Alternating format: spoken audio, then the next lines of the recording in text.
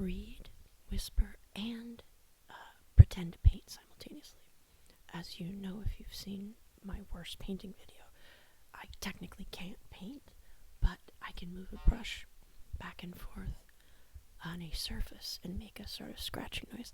Unfortunately, since I'm simultaneously going to be reading, the scratching noise might not be as well picked up by the microphone as you might hope.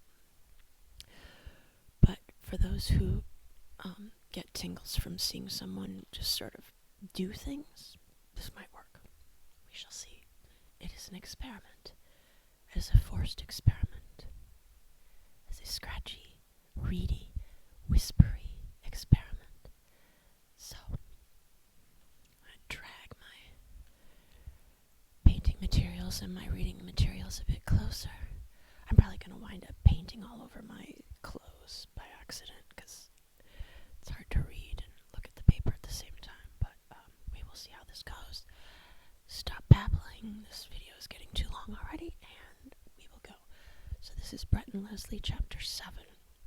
Alright. And this is gouache paint. Oh, and look who's almost going to join us, maybe. Come here, buddy.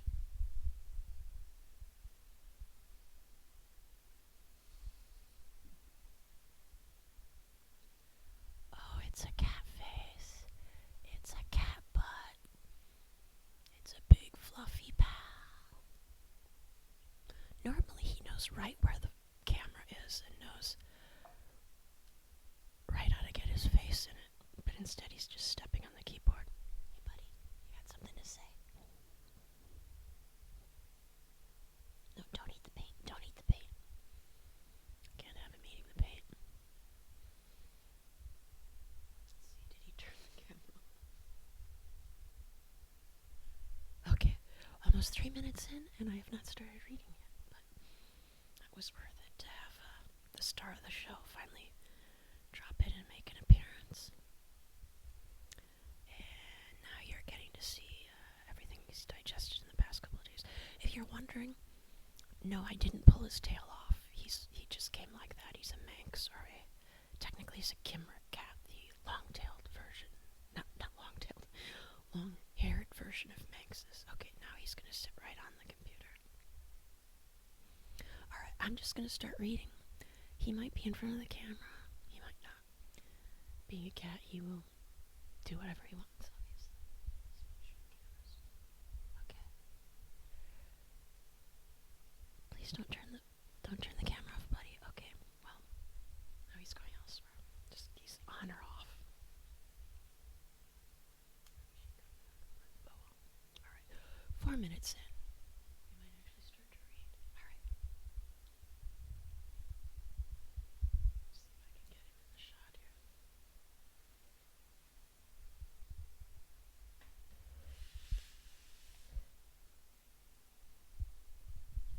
There we go. Alright.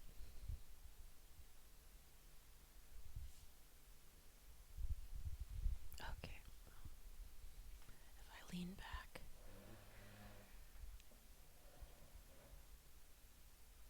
Alright, good enough. Maybe I'll put the paper down here. No, then you can't see it. Oh well, maybe you can hear it. Alright. Brett and Leslie, chapter 7. I ran outside, knives swinging. If you take 10 of my memories from that summer, 9 involved murdering grass and wishing it were people. I didn't last long. After 10 minutes of intermittent dry heaves and a crippling anise belch, I sat down in the middle of the lawn, then fell on my back, feet in the air. So much for the resilience of the human body. I had nothing in the tank except the sloshing green poison I had used as a conversational ploy. F 'em, I said. I can't finish. Oh, the character is trying to trim a lawn with a kitchen knife and I think a scissors because she lives with a bunch of roommates and they don't have a lawnmower, and they've recently found out from their neighbors complaining to the police that they need to trim their own lawn. The landlord won't do this for them. They're in their 20s. What can I say? Anyway,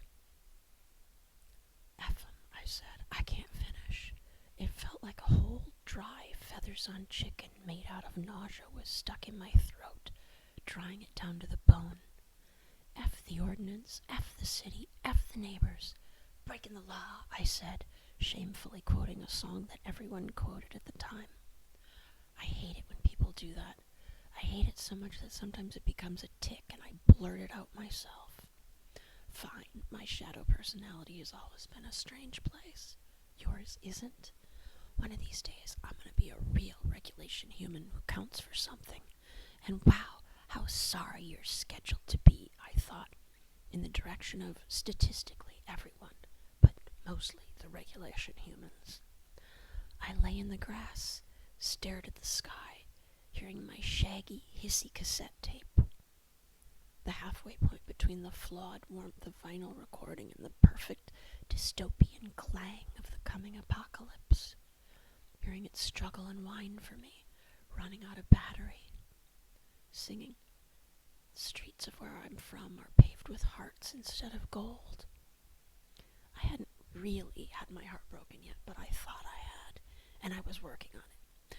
I still didn't realize how many shocks that meat lump in your chest can take. I probably still haven't. So don't jinx yourself, a-hole. I wonder if it's offensive to call myself an a-hole now. Well, plug it into my lifetime utterances and we'll see whether my Borg score goes down. The Borg seems to be a real thing now. A lifetime of people trying to tell you what to do and think and say.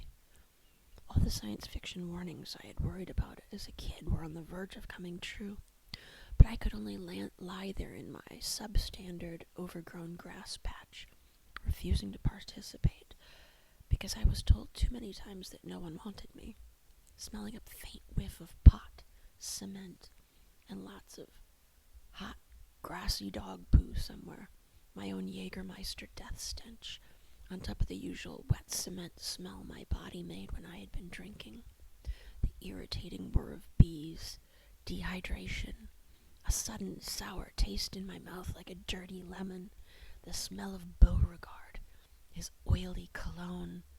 Oh, God. I rolled my feet up under me and sprinted into the house, pushing past Paul the a-hole, who was lounging ambiguously in the entryway. "Water!" I screamed. Huh? That was possibly the only time in his life when Paul's favorite face, the "I am but an innocent bystander" face, was ever deployed sincerely. I would have bowled over 10 Pauls, as big of a lump as he was, to get my glass of water, but by the time I filled the glass it was too late. As I approached, I was exposed to the scent of the cappuccino foam sink for too long, imagining I could smell Beauregard bland butt in my clothes and hair. I realized I had to disconnect from my body, because I had disliked all my choices so much that I gave up trying to choose, and my life became a thing alien to me. I began to run upstairs, then remembered what our toilet was like and why I never puked in there unless I was desperate. Nuclear backsplash. You had to gingerly defecate with the least force possible. Never mind sticking my face in there. I sprinted back down. I have something in my teeth. I have sprinted back down out the front door. I'll spare you most of the onomatopoeia this time around. Got out to the porch before I started making the same noises as the night before. Lots of H and K sounds as I hurled over the railing like the house was a cruise ship. "Wow," said a woman's voice, at once smiling and husky. I should do that again. "Wow," said a woman's voice, at once smiling and husky.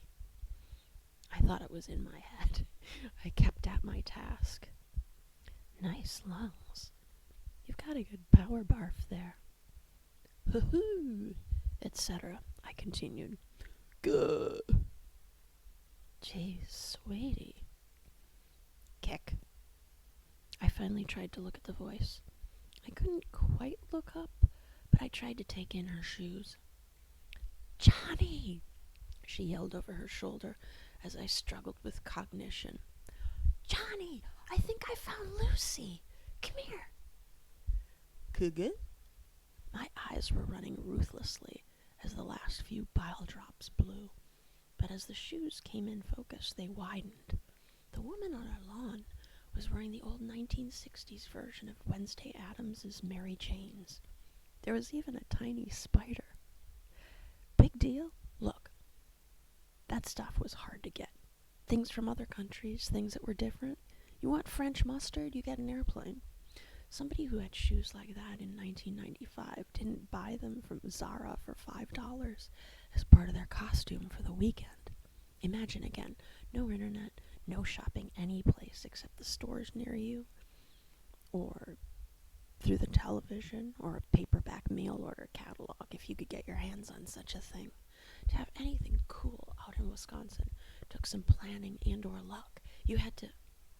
I must sound like every other sentence out of my mouth is kids these days. But it is genuinely amazing how the dimension of time keeps relentlessly rolling out under our feet like a treadmill. Imagine if the North Pole itself were a death camp, and they forced you to walk north. That's the dimension of time. And anyone who remembers fashion before the year 2000 knows that what you wore used to be much less of a matter of choice, particularly if you didn't have much money, or if you liked weird stuff, or both. The whole Midwest's worth of annoying Trustafundian punk rock kids made pilgrimages to the same 2 stores in Chicago for shitty plastic boots and primitive goth gear. The rest of us watched the Goodwill like buzzards until something cool from the 1960s showed up in the dollar bin. And then we wore that thing twice a week, rotating with our 1 or 2 other cool outfits and our work t-shirts. It was kind of aesthetic, except it was based on luck instead of choice. Everyone you knew had their own classic look, like we were characters designed for a sitcom. Here comes Brett in his 1975 oxblood loafers and red sunglasses from the dollar store. He must have to work today. He's got the tuxedo shirt on. Could use a wash under the pits. Lucy has her 1968 sunglasses perched over her regular glasses left over from 1988. It's her day off, so she's wearing a 1950s cotton gingham house dress that was accidentally tagged at 50 cents. They're recurring characters on The Leslie Show. So if somebody turned up on my lawn in these impossibly cool Wednesday Addams shoes, it wasn't going to be some random Heather. I don't think Hot Topic even existed yet, or if it did, you never mentioned it in polite society. And when my interlocutor said, "Hey, I hope you're okay," therefore, and followed it up with, "I'm sorry. I'm not an axe murderer. My name is Julie. I'm friends with Brett and Leslie. Or is it Nigel now?" I was panicked, but not completely surprised. Starstruck and annoyed that this exquisite creature was Leslie's friend, yes. But although I had never met the legendary Julie and Johnnie in person, she looked about as Brett and Leslie described her. I'll give the 2 goobers that much. Like a skinny Debbie Harry. Whether they worshiped people or wanted to steal their wallets, they could slash out a good verbal caricature. Even if they were completely fixated on whether people were skinny or fat, particularly Nigel/Leslie. Either condition, or a lack thereof, was worth humiliating. "Leslie," I managed. "Nigel is Leslie now, although today I'm calling him shithead. Oh, shit."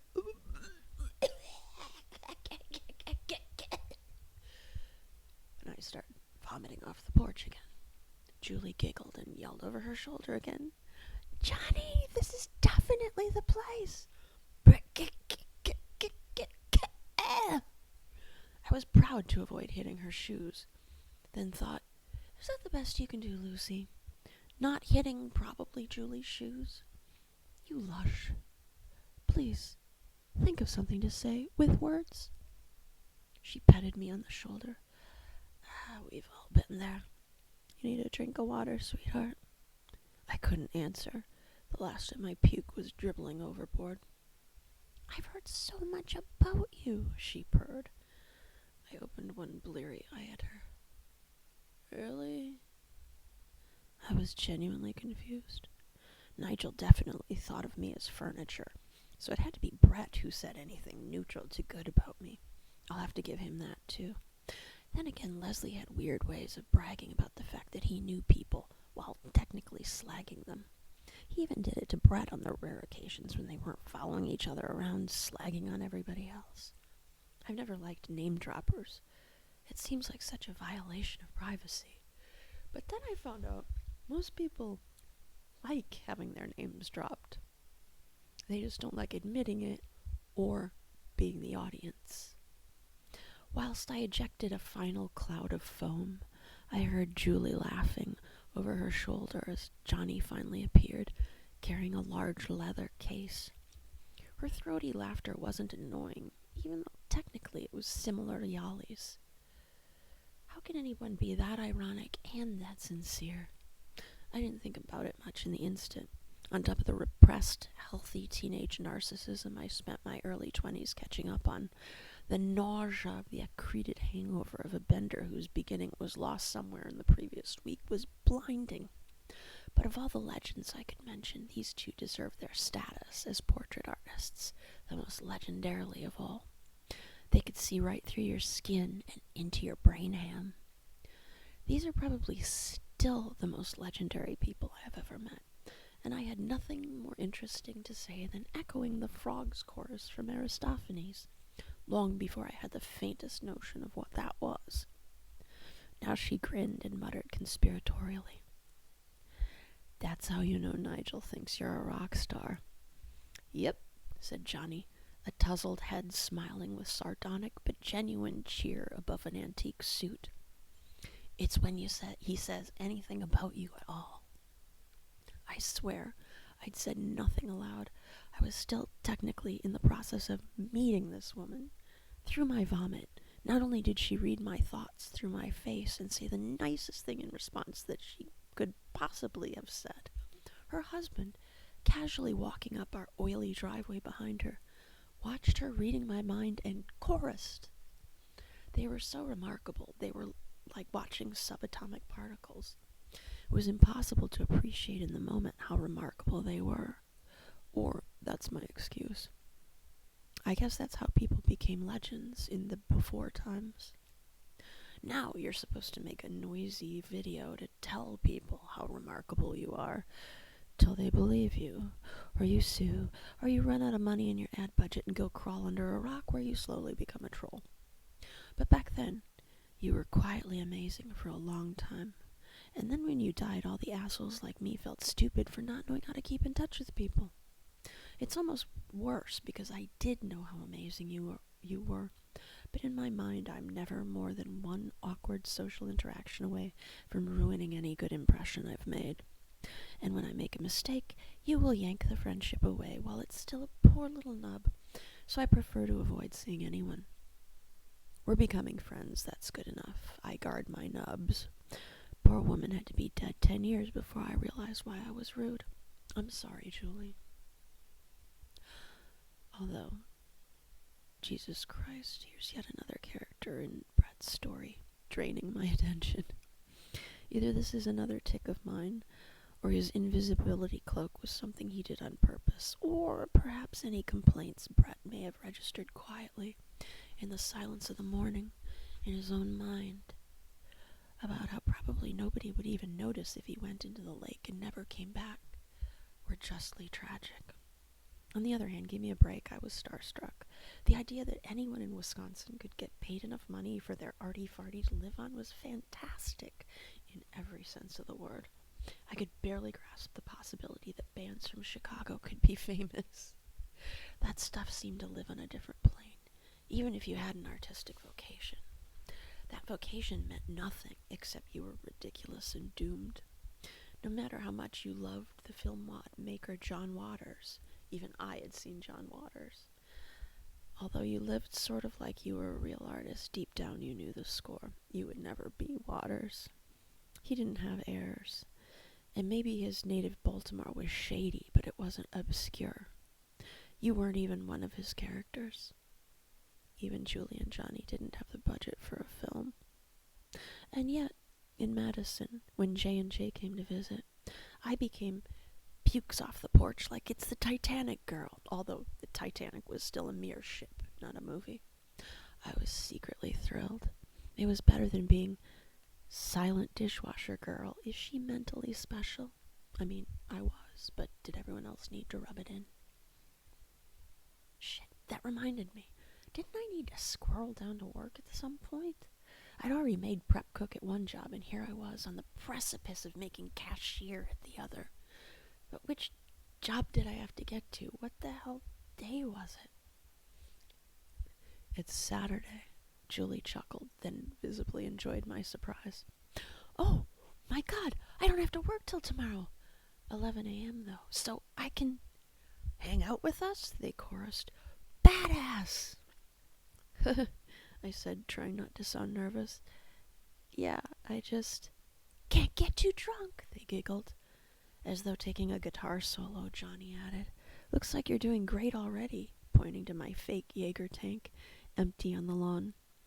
I must have smelled legendary? Huh, I said. So I take it you're... Yes, we are. We all knew R meant J&J. Seriously, those two were a trip.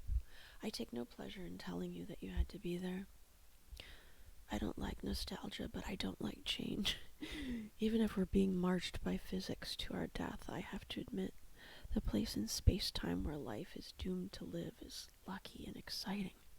We are standing at the spot where time rolls out, always shoving us in one direction, pushing us in a spiral, yet always showing us something that is a little bit new.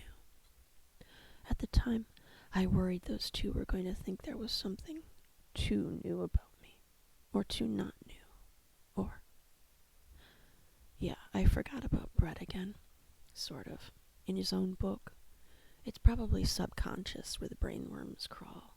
If you pin me down, okay, I was envious that Brett got to meet Julie first, and knew her more. He couldn't even be tragic without prematurely disappearing just outside the camera's range.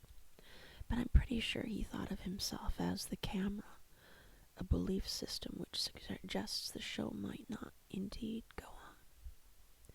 If you think about the madness Brett the camera never got to record, it's mind-blowing, the shit that has rolled out of the maw of time since 1995, especially considering his passive love for gore.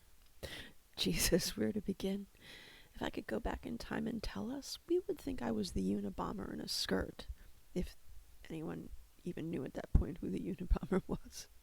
I would bust my beer bottle off at the neck and stick the stump in my face for growing up to be schizophrenic. Airplanes flying into buildings, seriously. We lose another war, and by the end of it, the Democrats are going to be the war party in the U.S. Congress. And the books, the records, the art magazines, you know, everything you love. I'm not sure whether the arts fully justify our existence, but it certainly can't be justified without them. And yet we loathe them. The 20th century already hated the arts because their uses are a paradox. But now we hate them because we have confused them for narcotics, so they fail. Catharsis for anesthesia. A laxative for another cheese sandwich. If I feel pain, it isn't working. Entertain us. Each small shining thread of personal vocation gets sucked into 3-minute videos. My least favorite word, stabbed by an algorithm. Everything is MTV now. That or its local homemade cable TV, except the lowest common basement dwellings shall be retrofitted for the mean girls to be made millionaires by the banally dumb force of momentum and numbers, and we'll be too old anyway. Those of us who survive. Who cares? Everything will be the same sitcom forever. Fast times in the uncanny valley. It'll be huge. Or until World War III blasts off in the Ukraine. Except we call it Ukraine now. Yeah, Brett would have loved this shit. People think I'm special too, Julie was saying, especially when I wear this dress. She could tell my mind had wandered, obviously, since she knew where it went. Was making sure the cat didn't turn off the camera. No, I've been forgetting to paint. Obviously, her mind had wandered since she knew where it went, so she gave me a moment to catch up. coquettishly ruffling her polyester house dress up and down. It was a boat neck with a boxy non-waist covered in polka dots till you got to the drop waist, where it turned into taffeta pleats and stripes. The collar was gigantic with a floppy bow. I'd never seen the like. It was superb. Remember that time, Johnny? He laughed happily. That guy? Is she? Is she? Oh, the look on his face. It was before I got diagnosed. I was heavier then, so I filled the dress out more, so the collar. Yeah, and then it's got this hem, so you can imagine. Julie dissolved into giggles, so Johnny helped.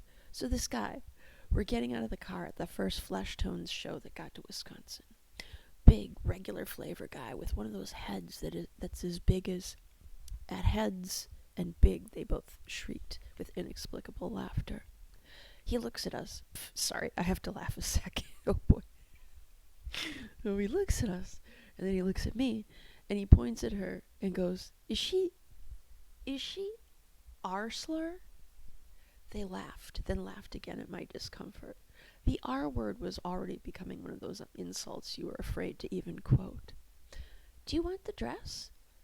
We can give you a souvenir of us meeting you. Oh, that's a great idea. She's great, Julie. Isn't she, Johnny? She's great, they whispered as though they were writing it on a joint floppy disk for later. She was already in the midst of disappearing, to return with the dress all but gift-wrapped in a retro shopping bag, and herself reclothed in an amazing black and white confection she must have stolen from a funeral in the 1970s, like a dandelion made of polyester lace. By then, Brett and Leslie were clustered around us, giving me a headache. Julie patted me as she gave me the beautiful dress in its beautiful package. My usable wardrobe, outside of my band shirts, work shirts, and army shorts, had just doubled. I kept it till 2018 when things got really bad and I lost everything. She disappeared again and returned with a clean glass of ice water. Ice? I thought, in that kitchen? How? And then, without saying anything, she told me it was okay for me to go in the house out of the sun and lie down until the boys quit yipping. Dazed, I obeyed and lay on the couch in the relative dark, clutching my gift, comfortingly drunk as they all talked about visual artist stuff. I heard their laughter, spitting, tossing stuff off the porch as the sun crawled through the sky, eating the day. It was wonderful to think I didn't have to work today. Just hang out with some cool people. Is that what it was like if you were an artist? I always thought of an artist's job as doing art, but apparently there were all kinds of other things you had to do. Hanging out wouldn't be that much fun when you felt like you had a lot of work pressing on you. Isn't that what a vocation was? Infinite work? And wasn't the hanging out part work too? So, infinite work on top of infinite work, and most of it is stuff that... But hang on, I thought to myself, what kind of artist prefers hanging out to doing their art? If you like the hanging out part, why not be a bartender? The pay is amazing. Wait, is that why the guys in all the best-known bands are such a-holes? And why they only put out 2 albums before they start to suck? And why almost nobody has even heard of the bands that are really the best? Unless my ears are made wrong? God dang. I began to feel uneasy. There was nothing on earth I liked less than having to talk to people, even if they didn't turn out to be Beauregard. But if I didn't do art, what else would be meaningful? Helping people? But people are terrible. So why bother with art? Art is for the benefit of people too. But it makes them better people? Not the shit that sells. That stuff doesn't. Just get drunk. What, so we can end up like Paul? Wait, diagnosed? What was she diagnosed with? It was too easy for me to go from wonderful to uneasy like that. But I guess that's how it is, being immortal. It's hardly gotten better since then. It seems like a bad deal. Truth is eternal, but I die? I guess that's maybe why so many people have this thing against the truth. I leapt up from the couch and went to find my Kingsley Amis book. They came inside as the sun blazed down. Whatever business they had been there for concluded, and the party began. J&J had brought along 2 Huber cases. The way we drank them, though, without screaming, effing, or throwing up, it felt like my first cocktail party. We talked about things that were ostentatiously random, as one does when speaking to the celebrities of one's world. I felt like a debutante, and I did get too drunk. But when I awoke to start it all again the next day, I felt ready to not do the same things all over again in a wheel of comfy horror. I felt like I had the gumption to make a particular move I had been planning, if only my new and larger paycheck didn't somehow get swiped away from me. I had already learned not to expect anything, even if I had more than earned it. Even if I had earned it 100 times over. Sometimes this made me depressed, but after Julie, it made me defiant. And that is the end of chapter 7. I'm going to go on painting for a couple of minutes. Can't really see the cat and paint at the same time, but I'll try. You don't really want to see what I'm painting. It's just blobs. I mean, like I said, I can't paint to begin with. But I really can't paint when I'm trying to read at the same time. Although, actually, I went to an art gallery the other day, and this is not any worse than the stuff that people in New York are getting paid however many $1 million to get displayed in Paris. I heard a French YouTuber complaining the other day that Paris is just basically being used as a free gallery space for aesthetic atrocities manufactured in New York. And I was like, he must have seen that display too. I mean, one of the artists there he was actually interesting. He was the guy who, you know that Sonic Youth cover where there's stuffed animals on the front? I think his name is Mike Kelly. He did the piece of art that came from, and his stuff was pretty interesting. In fact, he did this sort of, I wouldn't call it a sculpture because it was stuff that already existed. It was like religious figurines and dolls and stuff put into a sort of landscape made of some kind of plasticine clay colored goop. And it really reminded me of one of the hallucinations that I had when I had typhus in late 2018, early 2019. So that was pretty interesting because it actually looked like one of my hallucinations, but that's the best that can be said of any of that whole show, which is, yeah. The rest of it, I actually asked out loud, like, is this a joke?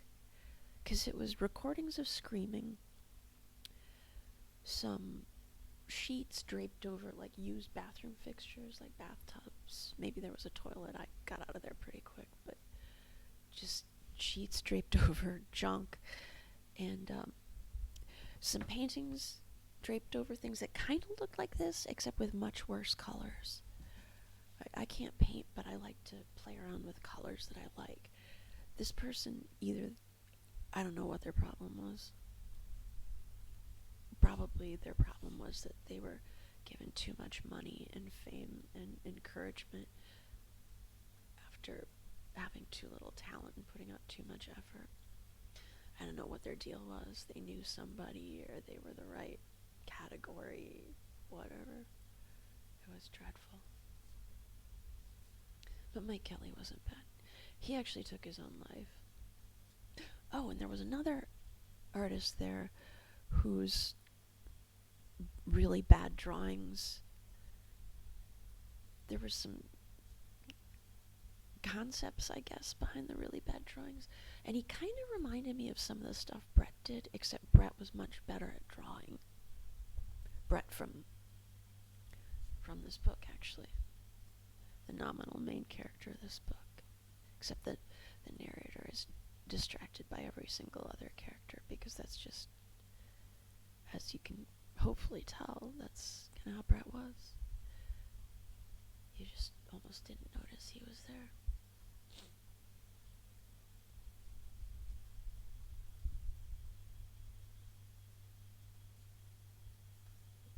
So, yeah, I can't paint, but neither can professional artists now, so I don't feel all that bad about anything but the fact that I need a microphone that can actually pick up the noise.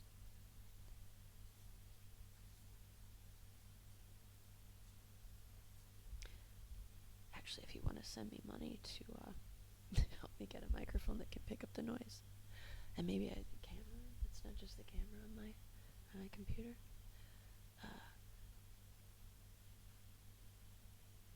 you could always PayPal it to me.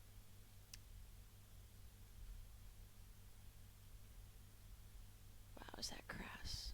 I don't really care. Everything I do is demonetized, so I'll put my email address for my PayPal down below, or it's just ASTERZINGERZ. Be careful, there's an extra Z in there because there is another Asterzinger in the world. ASTERZINGERZ@gmail.com. Wow, if anyone was having tingles, I hope I didn't just ruin them. Sorry. But, yeah, could definitely use a contact mic.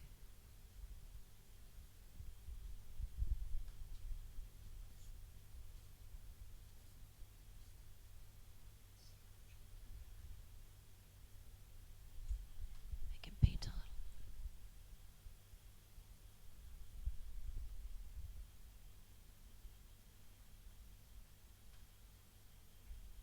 I'm not actually trying to paint anything. This is just the interior of my psyche. What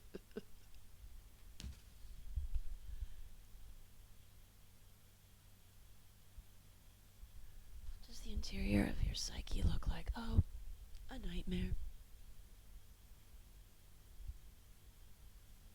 If you're curious as to where the story goes, on my Substack, I'm several chapters ahead of this reading.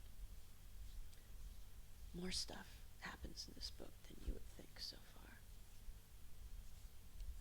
I felt I had to do a lot of world building since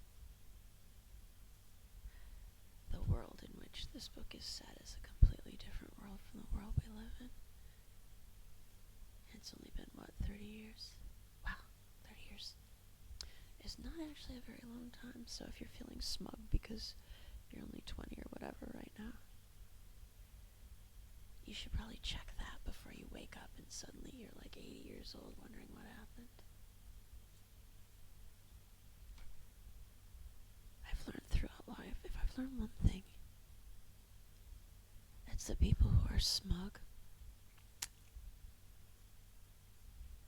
often come to regret it. Too late.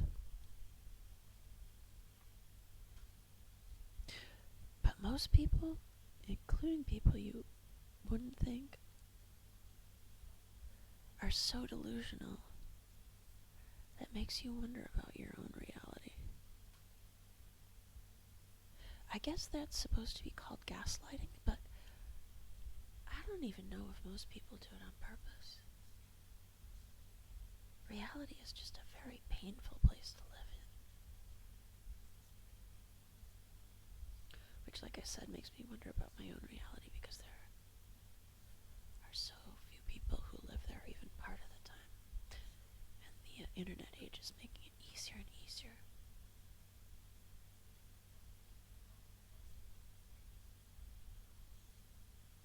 To, if not live in La La Land full time, you can definitely visit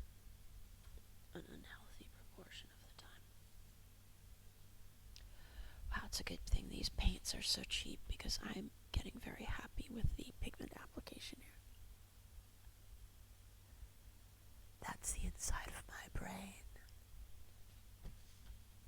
Not really.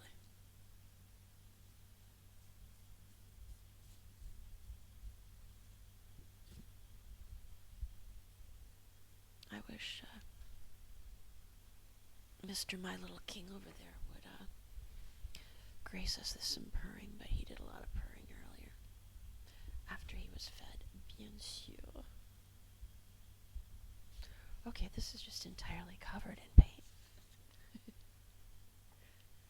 I wanted to see if the white gouache will actually paint on top of other colors once they dry, and the answer is yes, it will come out white.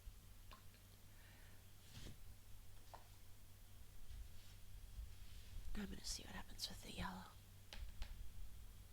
So I have a blue wash that I did a few days ago. I remember how to do that from first grade, all right. Whoops. I already had some blue paint in there from my dirty water here, so it's not very yellow. It's already green.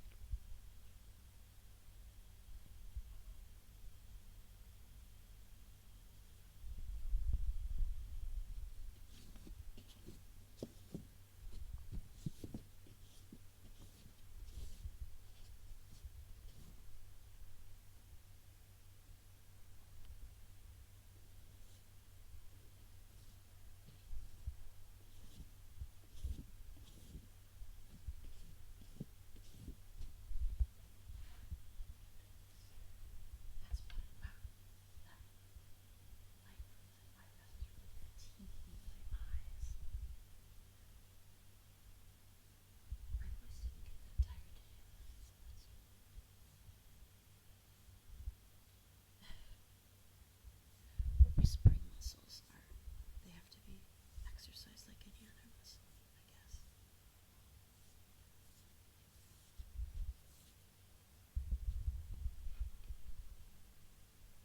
Okay, this isn't even a mess. This is very unsatisfying.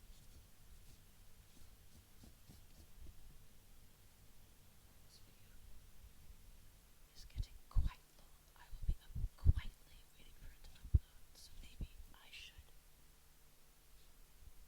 stop picking my nose and call things off for the night. Brushing noises. I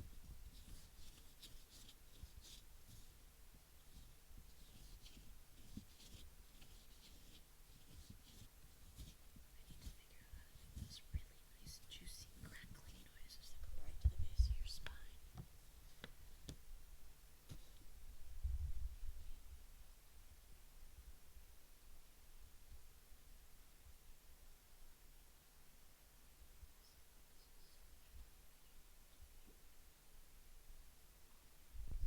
Sorry, my